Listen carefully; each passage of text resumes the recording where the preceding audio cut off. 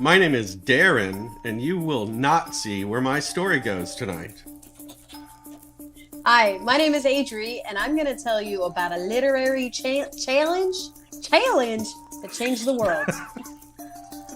And I'm Chelsea. We're going to be talking about something everybody has played before. What do all these things have to do with the word dare? Find out in this week's episode of History Bluffs.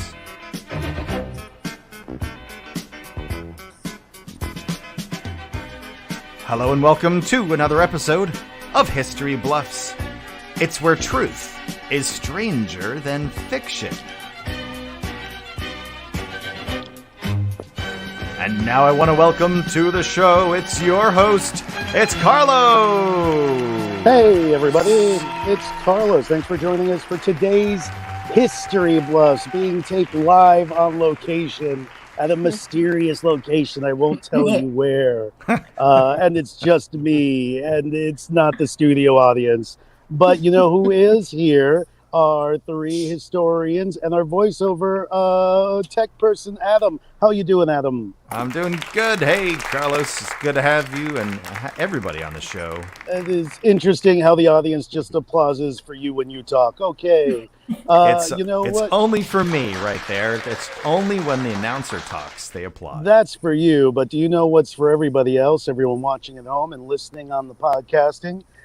This game show where we have three, count them, 1, 2, 3 armchair historians. We're going to give them a single topic. They will tell you a story from history about that topic. You, of course, being the audience, we.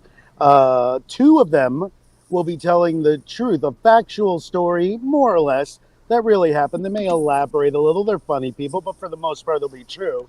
But one of them will be making most of their story up. We refer to that person as the titular history bluff. They would never. Oh, they will. They're obligated to, Adam. But you know what? They do Let's personify them to the audience so it's harder for the audience to cancel one out at the end of the show as a history bluff. Okay. Let's learn a little bit about them. Hey, Darren. Hello. Hey, Carlos. Oh, it's Darren. There you go. A smattering of applause for Darren. I'm only a little bit as popular as Adam. Hey, Darren, tell us about yourself and what Starbucks you're calling in from. Wow. Where I'm calling in from, there's another Starbucks across the street. I had to choose between the two, and I chose this one because I live here. Okay, I was about to say your Starbucks has a lot of tchotchkes. Yeah, I've personalized it. You can do that? You can just go to your Starbucks and start nailing things to the wall. I'm moving in. All right, thank you very much, Darren. Next, we'll go to Adrianna. How you doing, Adrianna? Great, Carlos. How are you? I'm doing good, but your Starbucks looks very bare bones. Yes, we're like a startup franchise. Okay. No funding, no money. We're just plain walls. Plain walls. Okay, well, plain walls are the vain walls, my mother used to say. That takes us to contestant number 3, historian number 3, Chelsea. Hi, Carlos. Hey, Chelsea, tell us about your Starbucks.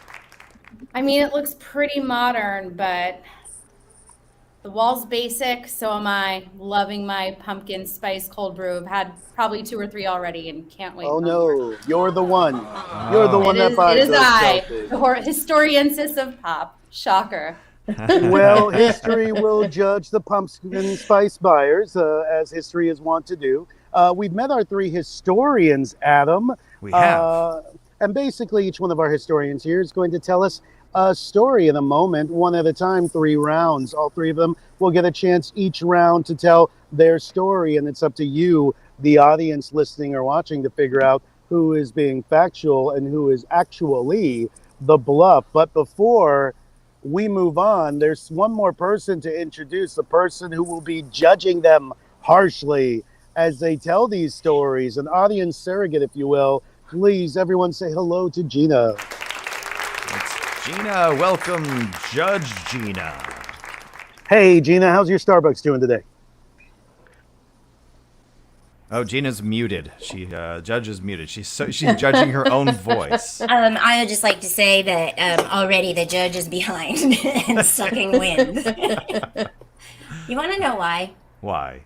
Because I wanted to be stately, so I placed several binders on my chair, and in the intermission while you were talking to them, I was trying to make myself a little taller, and it really didn't work, and it's really just for me. But in the meantime, I didn't unmute my mic, so. Oh, well, there you go. So, but I'm An gonna be intriguing judging. tale of woe. I know it was like such a good story, right? All Now I wanna- stories are good story, except for the story that's a lie, the bluff. We'll figure that out tonight here on History Bluffs. Speaking of Adam, let's find out what our topic is for tonight. Oh my God, let's do that. We have a topic for everyone. The topic is dare. It is dare. If you dare to dream, dare You to wouldn't. play along. No. All right, these historians were given the topic prior to the show and have been crafting their stories for tonight through either research or lies and fantasies. So let's see who dares to bluff tonight here on History Bluffs.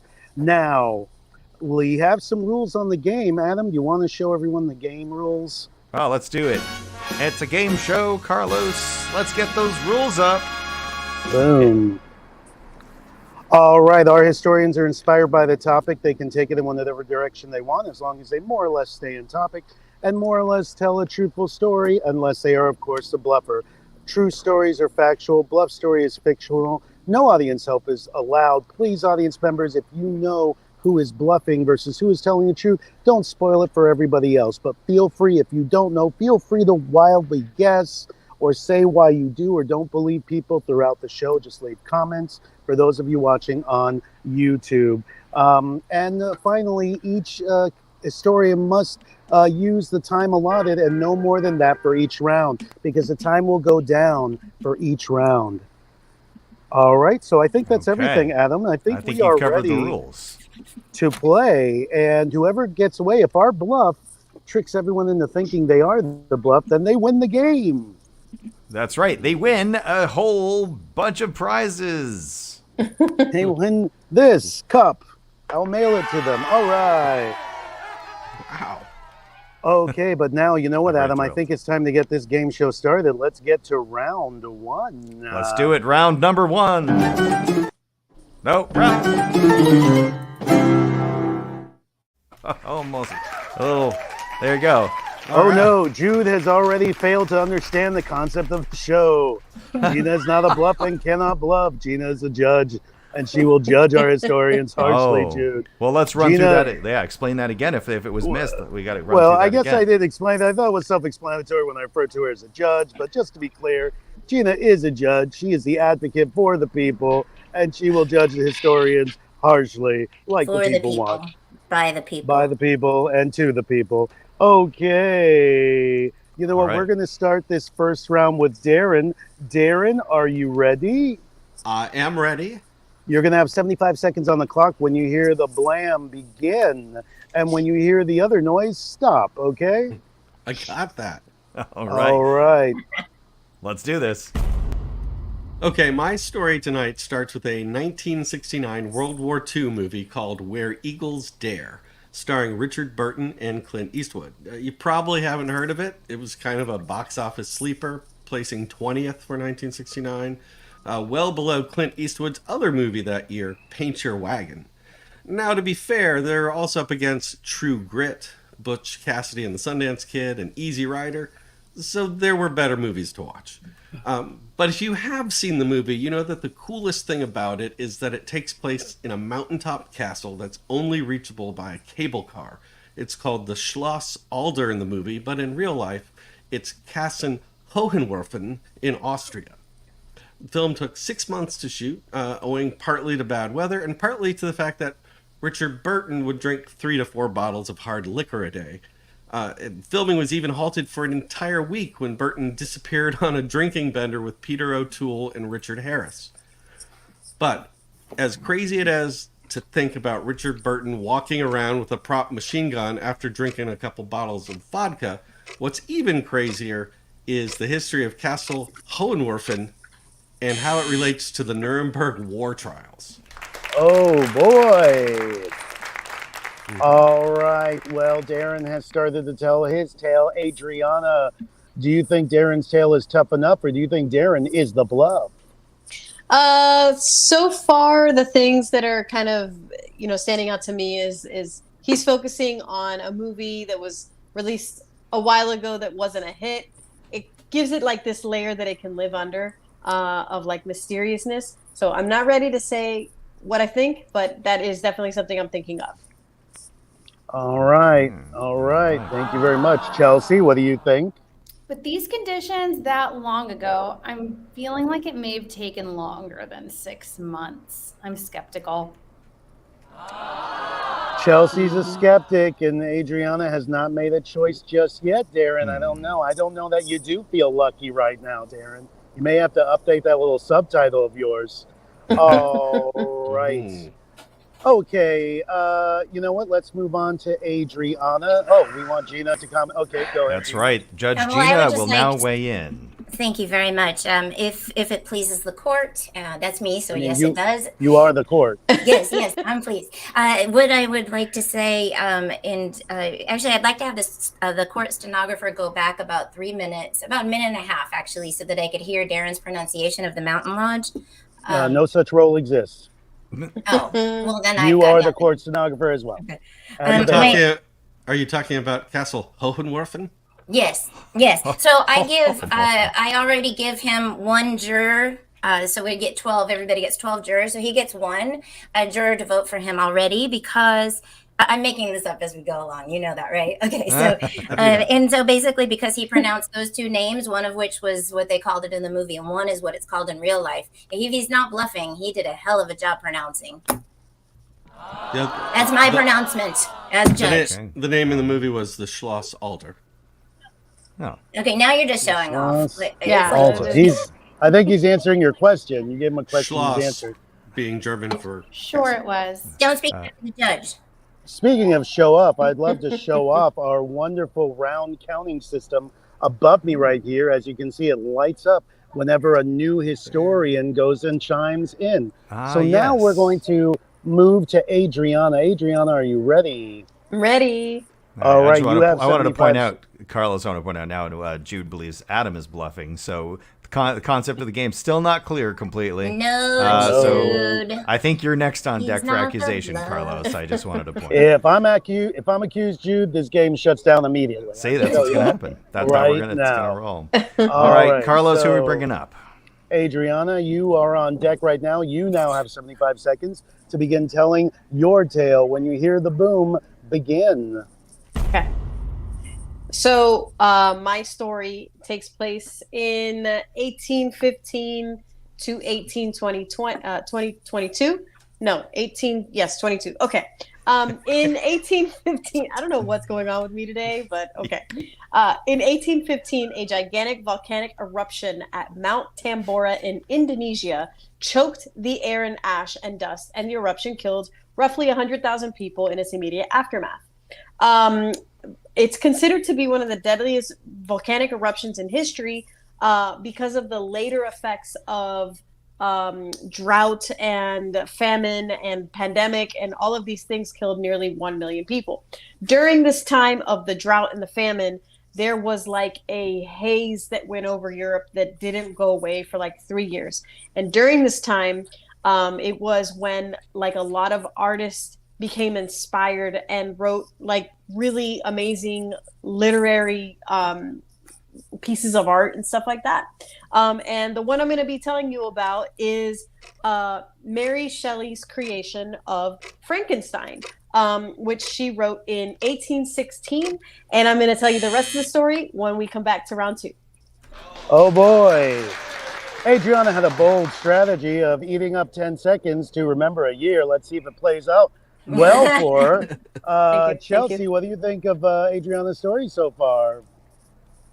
Yeah, kind of all over the place. How does this connect? Do we know the year? Definitely ate up some time. We'll see where this goes. I stuttered. All right. Threw all the tactics out there. All right, did. Darren. Adrianna's throwing out some tactics. Are they making you a believer or a believer? I'm starting to believe in the supernatural because today somehow I'm psychic. Like I picked the same flavor of water that Gina's drinking No, without even asking her. no, he did. He did not ask me. Well, close enough. It's bubbly. And before she even said it, I knew it was going to be about Mary Shelley and Frankenstein. Wow. I'm not making this up. I don't know how that could possibly happen. Oh boy. You're gonna see. Adam, I'm concerned. Do you think Darren is trying to sway the judge? Maybe we can find out for sure if we get her up. Let's do. Yeah, we may have to appeal this decision. Well, the Right. first thing I'd like to say is that Alright. Adri did belabor the point in her introduction where she said challenge, challenge, challenge. And I'm not sure if that was intentional or if that was a tactic. And so I would like to say that her strategy there was actually very transparent. And also Hawaii called and they said too soon. And I'm so glad that your story is changing over to the Mary Shelley story instead of a story about volcanic ash and things. So Yikes. thank you. And hearts out to Hawaii. If you have not given, please go to Red Cross and donate. All right, Yeah. if you can. All Thank right. you. Yeah, no, Judges- that's great. Okay, All judge has right. spoken. And Carlos, I also want to give a point to Adri, if I can give points. I think I can Sure. because I have the bell dinger. But she said gigantic volcanic, which I thought was just fantastic. So there you go. Yeah, can That's you a use good an new ick band against name. it? Yeah, it's 2 icks. It's 2X. It's kind of like it's fantastic wrapped in plastic. It's just great. So that's all I have. Oh. Take a point away from yourself, Adam. Take a point away Son of a. from yourself. It's kind There of you like go. my single is dropping. Let's take a point away from the judge too while we're at it. Or we'll take a Oh juror away. man. Take a juror away from the judge. Let's move on to Oh, Chelsea before anybody else loses points or jurors. That's true. Chelsea, you're on deck. You are the Okay. third blue dot. You have 75 seconds on the clock. When you hear the boom, begin. Let's do it.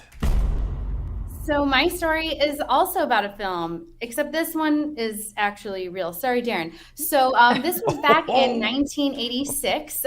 Tim Ritter was from Florida, and he was really loving the movie Halloween. He loved their music, the effects, the storyline. He loved seeing how the movie affected his classmates. So he decided at 17 years old to write a script. He sold this script, and at 18 years old, this film went into production.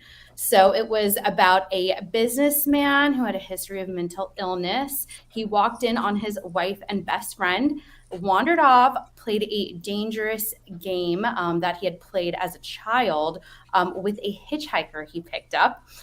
They played this game at a campsite, and he is found all alone, wounded. And this game that they were playing, he was actually doing some pretty gross things like cutting his own finger off and his own tongue.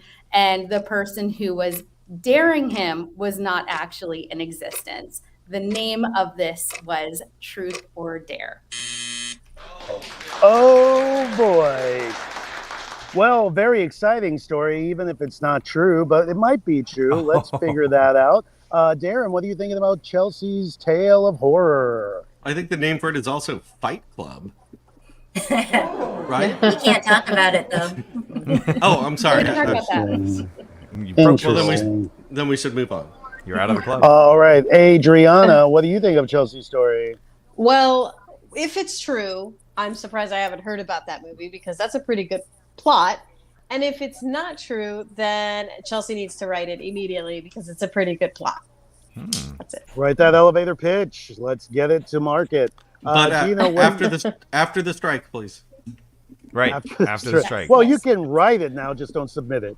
Okay. Hold on to it. Yes. Yes. Or there are, you know Right, what? you I did think it. A24 is a SAG-AFTRA approved studio, so you could submit it to them presumably, and still be within the rules of SAG-AFTRA. So just FYI. All right, Gina, it's the end of round one, so we need your judgmental assessment of all Yeah. three, Chelsea and all three. What do you think? That's not No. judge music, Adam. Yeah, I don't- no, That's it's perfect. president music. I don't not have- judge I know which music. one. I don't- It's the You need to play the People's Court. Okay, you know what? Next time we have a judge show, I'm gonna have the People's Court ready. Well, so the judge on this one rests because I want to hear more, especially if Tim Ritter is related to Jack Ritter. Jack the Ritter. Jack the Ritter. Deep cut. Yeah, I hear he stalked the streets of London at night, making people laugh at great. Jack jokes. Ritter. Yeah, and he falls down a lot when he does it. Who's I would Jack watch- Ritter? Jack the Ripper?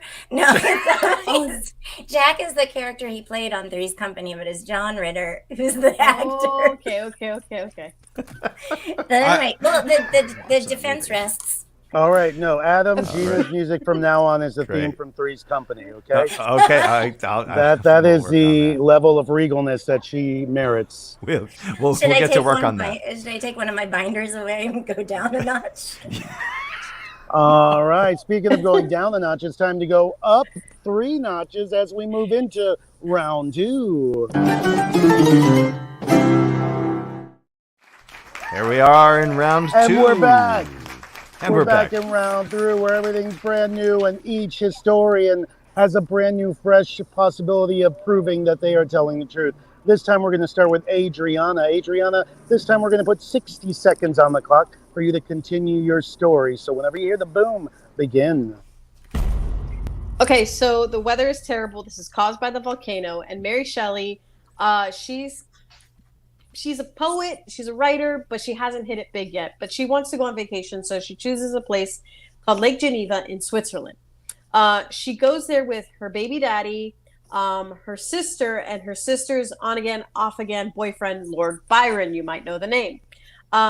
The group actually gets stuck inside of their rental home or mansion because the weather is so bad. And while they're in there, they start arguing, they start getting depressed, and they're bored. And so they decide to start reading the books that are in this big old house. Most of the books that they were reading were inspired by ghosts. They were scary stories. And Lord Byron actually ended up challenging all 4 of them to write a story that was scarier than the ones they had been reading. And so that is where the challenge comes into play. Ooh, dare to write novels that other people have to read in the future. Very cool, very cool. Chelsea, what do we think about the continued story of Adrianna? I don't know if Adrianna even knows what the story is, so I don't believe it. Kitty's got claws. Damn. All right, Darren, what are you thinking, Darren? You're going to tear down Adrianna as well? Well, it's sounding like the whole Frankenstein tradition is due to a stay at kind of a bad early Airbnb. Is that what I'm hearing? Basically, yeah. I don't know. An Inspiration. Airbnb with activities sounds pretty fun. What do you think, Judge Gina? I'd like to cite Adri with plagiarism for taking the plot to The Shining. They were bored. They were depressed. They were locked in a cabin. I mean, come on. That's my judgment. Hear me roar.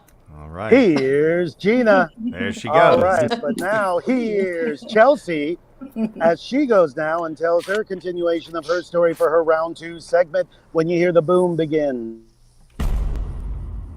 Okay, so we discussed that that Tim Ritter was only 18 years old, and he says he literally stumbled into financing for this movie. His dad was actually the wood craftsman who built props for the movie, and also had help from his sister. And then another person who helped with props was a man named Joel, who was originally cast as the lead actor, but the producers decided to recast him. However, the filmmakers were still able to negotiate a small role for him, and then he graduated to larger roles in the film's sequels. So since he was just breaking into the industry and was prematurely cast as the lead actor, we're going to go into what the casting process was like. But there was also pyrotechnics and explosion scenes that were orchestrated by the same person who did special effects for Ghostbusters. The car explosion scene actually rose up to a utility pole and took out the power in the mayor's house who lived nearby. Oh, Chelsea came dangerously close to going over time. I'll allow it this time, but I may have to call the judges and put in for next time. I got input for okay. this time, actually, too. Uh-oh. Darren, what do you think?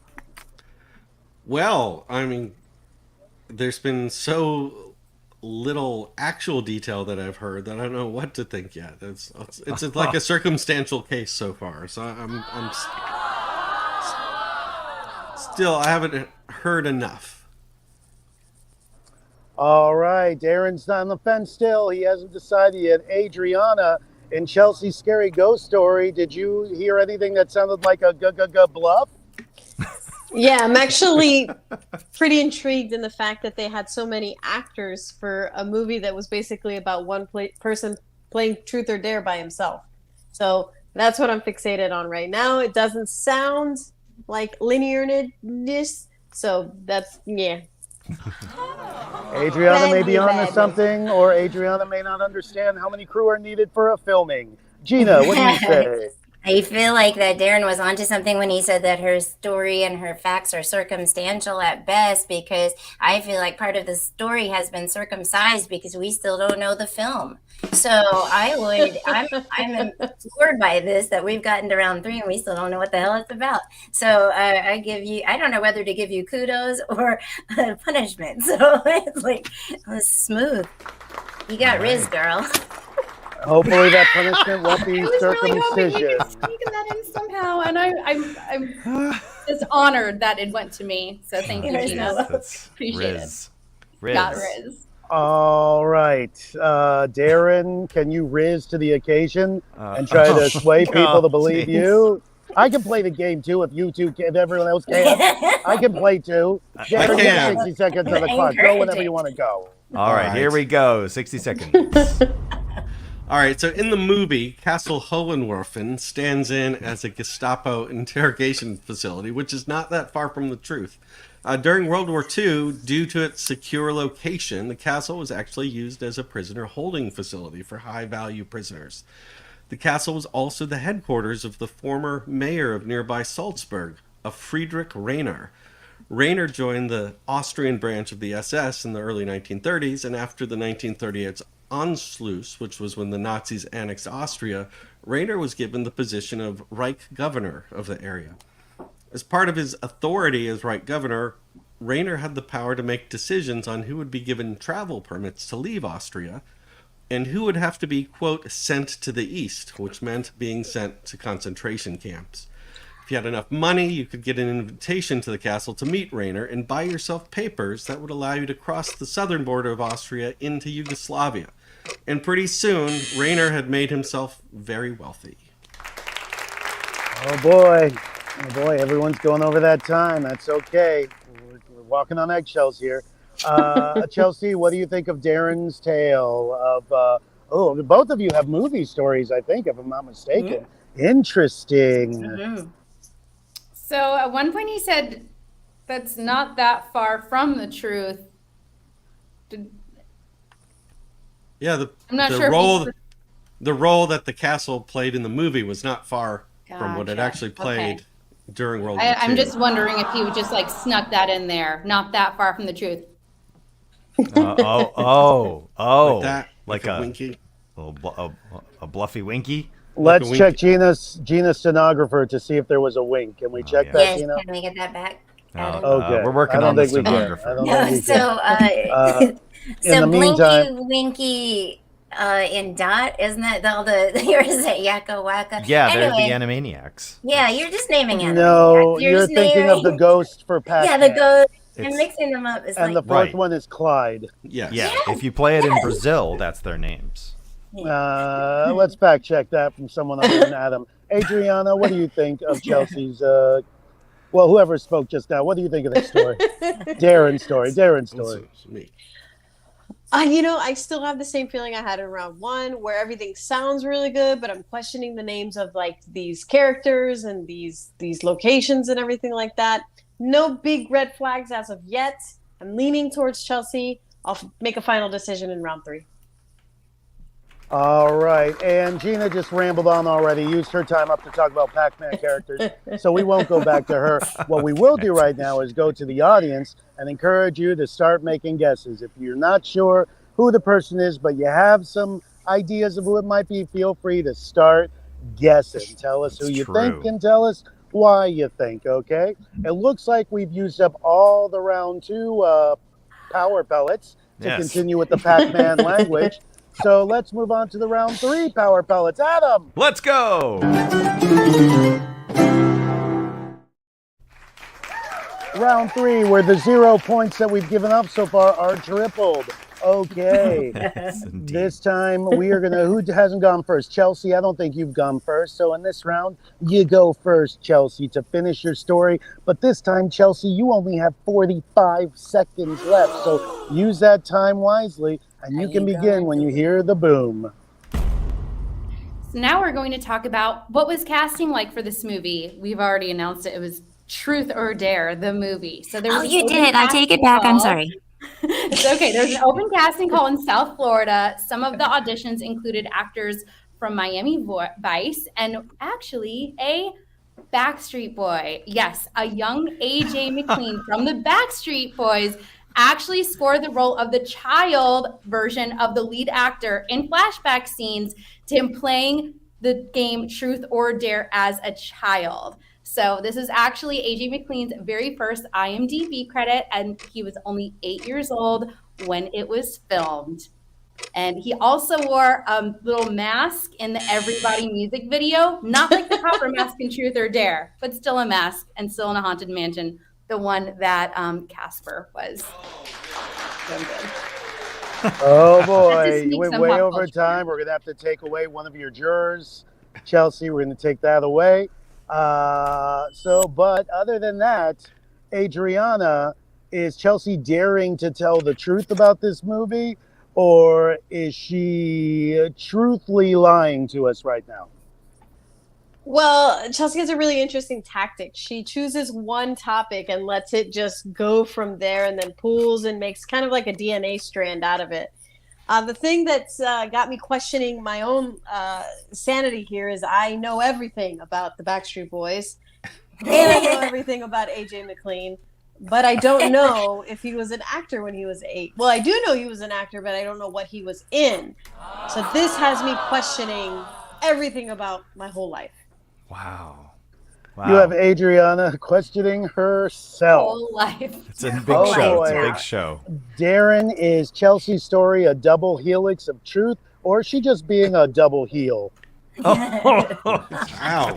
It's good. It's good, Carlos. I like it. Wow, I didn't expect so many metaphors in this show. We've really brought the game up. At least with my movie, it's real. You can look it up on IMDb and Box Office Mojo. I mean, it had Richard Burton and Clint Eastwood in it. Real actors. You've only named one real person in your story so far. And is AJ from Backstreet Boys real? Really? Low budget, I don't- Darren. Is he? Judge It's on- Gina, what say you, Judge Gina? Well, I say that I do have to give Chelsea's juror back because I can admit when I was wrong, and she did announce the name of the movie if she's telling the truth.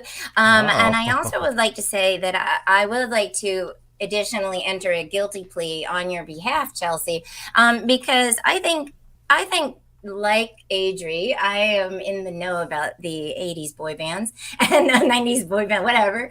Yeah, I guess maybe I'm not in the know because I'm calling them 80s boy bands. All right, well, still, I'm giving you a guilty for that one because you're trying to trick us because the whole thing was about this horror movie. And at the end you go, yeah, Backstreet Boys were in it too. It's like, I mean, it's a good tactic. I use it myself. However, I call guilty. Chelsea has got Gina confusing Backstreet Boys with the New Kids on the Block, the 80s band. It's like, Oh boy. Let's I keep moving before we confuse Aunt Gina any further. Darren, you have 45 seconds on the clock to wrap up your movie story. Whenever you hear the boom, begin. All right. On May 7th, 1945, 8 days after Hitler committed suicide, Rainer transferred his official functions to an executive board and hightailed it to the mountains. After being given leads by the local population, though, British occupation troops arrested Rayner and transferred him to Nuremberg prison in October of 1945. Rayner appeared at the Nuremberg trials as a defense witness for the former Austrian Chancellor, Dr. Arthur Seyss-Inquart. Inquart was later sentenced to death and hanged at Nuremberg for crimes against humanity. Good. Rayner was able to secure a deal in exchange for his testimony, and he spent the next 5 years in a Yugoslavian prison. But it didn't all end roses for him. He ended up dying of typhoid while he was in prison.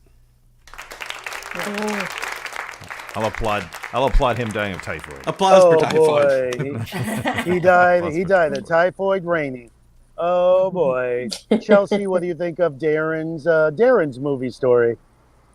I'm still like, I don't know if he said dare once. I don't. Where Eagles Dare, it's the movie's title. Oh, sorry. Yeah. You were judged I for don't the know. same thing, Chelsea. He pulled a Gina. True. I pulled a Gina. Yeah. I don't know. I feel like with the subject matter, you want us to feel guilty if we think you're lying. Ooh, interesting. Okay. Interesting bluff strategy, if true. Very clever, if true. Adrianna, what do you think of Darren's story? I've never been more torn with making this decision. I need some more time to think about it. Darren's story is very believable and plausible, which is Darren's usual tactic. Chelsea's story is kind of ridiculous, which is Gina's tactic. So, I don't know what to do right now. I'm at a loss. All right. Adrianna has never been more torn about Darren's war-torn story. Gina, what do you think of Darren's story? Please allow me to help you, Adri, because I call objection to Darren because he said the guy was in the mountains and he pronounced and announced that chateau's name many times. And then he said when he got caught, he had to run to the mountains. He was already there. Objection. Oh, is this possibly the thread that will unravel Darren's whole tale and expose him as a history bluff? We'll find out soon. Don't expose Darren. That was rhetorical, everybody. That was rhetorical. Calm down. Oh, okay. All right. Thank you. For dramatic effect. That I did not want an answer. What I do want is for Adrianna, I believe, is the last person for round 3. So Adrianna, you're going to wrap up this part of the show. When you hear the boom, you will have 45 seconds to finish your story. When you hear the boom begin. Right, so every morning, Lord Byron would ask everybody, hey, have you guys written your story? They may or may not have. Mary Shelley did not, night after night. Okay, let me rephrase. Mary Shelley said she tried night after night, but nothing came out of her until one sleepless night with lightning and thunder raging all around her. She had a vision. She said, I saw a hideous phantasm of a man stretched out. And on that night, Frankenstein, or modern Prometheus, as it was originally called, was born and incorporated the eerie settings that she was in. For example, Villa Diodata, aka the mansion that they were stuck in, and the morbid conversations that the poets were having on their isolated night. She didn't know it, but Mary's book, which was published in 1818, would go on to revolutionize literature and pop culture. I have so much more. All right. Fun fact, just yesterday I was workshopping a sketch based on that very party where Mary Shelley was. But it was a meet cute. I won't tell you anymore, but I'll tell you where you can see it when it's written in 3 months. All right. Darren, what do you think of Adrianna's story of horror and maybe the beginning of something new for Mary Shelley, even though it was like over 100 years ago? I don't want it to be true because then that means in the future, new literature is going to be written by somebody named like Aiden or Tyler who stayed at a rental condo in Kissimmee and was inspired by the things that he saw around him. It's gonna be awful. Yes. You're afraid that someone's going to be at an Airbnb in Kaiser Soze, America's next great novel? Yeah. That's a valid fear. It's a fear. fear. Chelsea, And there what they valid were at the fears do Dave you and have? Buster. What if they've got Riz? Chelsea, I gave you the opportunity to make your case one more time, and you chose it to I don't know if I have a win. case. Nope, I mean, nope, sure, nope. You're it done. could- You're done. sure, You used it it. could be. It couldn't be. I'm not like really swayed either way. Now you rizzed it up, Chelsea. You rizzed it up. Gina, go ahead. Please allow me Wrap to it help up. you, This is Chelsea. last. This is the Yeah, you final shall round, wrap it Gina. up. So, Gina, Yeah, this shall is we? your judges wrap up while you Okay, and the the whole audience thing. listen Okay, well, to for- Gina very carefully because she's your advocate. And meanwhile, you can also guess. Yes, you can also guess. And to Chelsea, I say objection because she even said, I don't even know. Like, so that is not a voice of confidence. So I would like to say that right now, though, Chelsea has the most jurors in her favor. And right now, Darren is behind because he has -1.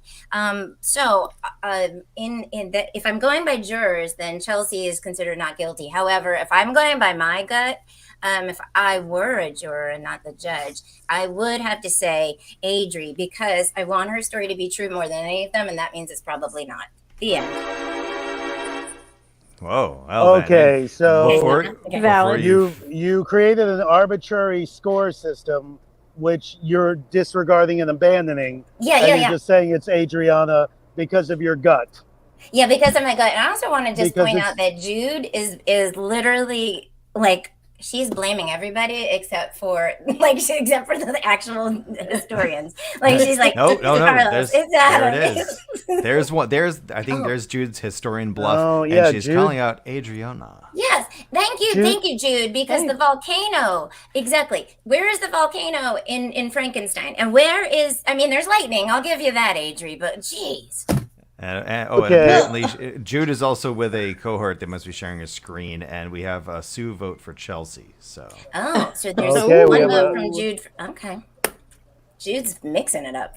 We got ourselves a fight here. All right. we do. All right, we do. Gina, as a judge, you're supposed to be impartial to who is guilty or innocent. Oh, and was I not supposed to want say? people to decide as you do. That's very impartial of you, or very partial, excuse me.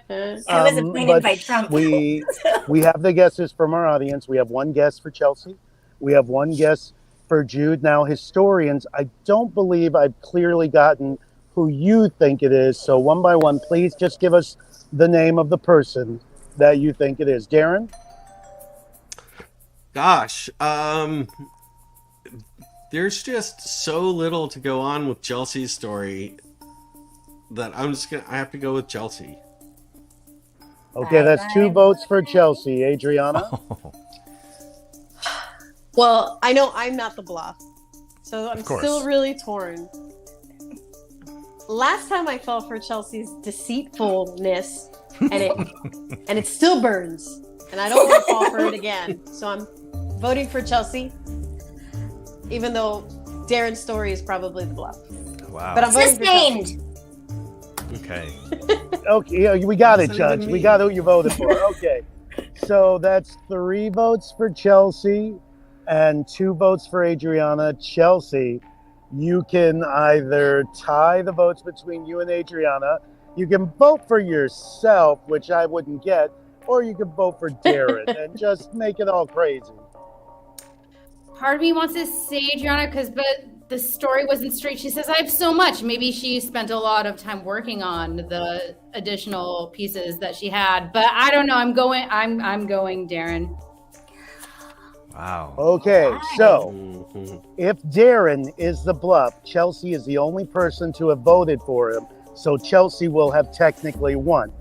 Okay. Now, if Chelsea is the bluff, then, everyone who voted for Chelsea won, which is a couple of people.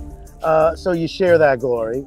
And if Adrianna is the bluff, I believe only one person voted for Adrianna. So, no, 2, because Gina as well. But Gina's an impartial judge. She doesn't impartial. count. One person voted for Adrianna. So that one person, Jude, would win. So Wow. if it's Darren, Chelsea wins. If it's Adrianna, Jude wins. And if it's Chelsea, nobody really wins.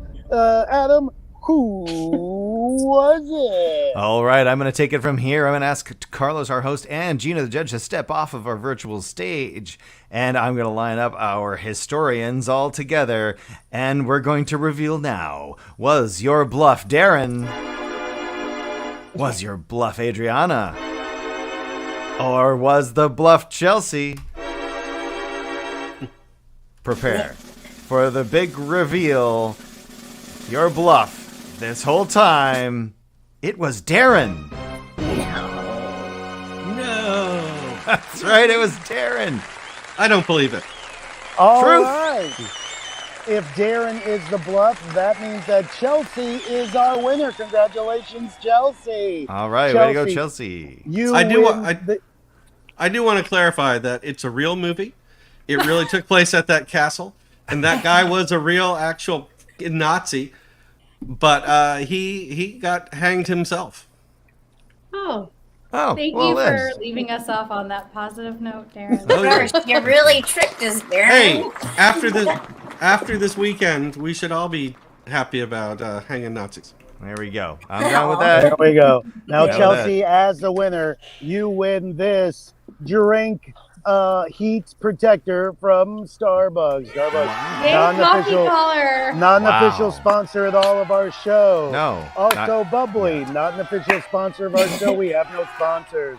But thank you so much, Chelsea, to our audience members, Jude and Sue, to our judge, Gina, to our 3 historians, including the liar, Darren, to Adam Artek, to me. Oh, And on yeah. behalf of all of us, thank you for joining us for another episode of History Bluff, All right. where See you. truth is stranger than fiction. Truth is stranger than fiction. And be sure to watch us YouTube, Twitch, and Facebook. Like and We're here. subscribe. Like and Like and subscribe subscribe. every week. Smash like and subscribe.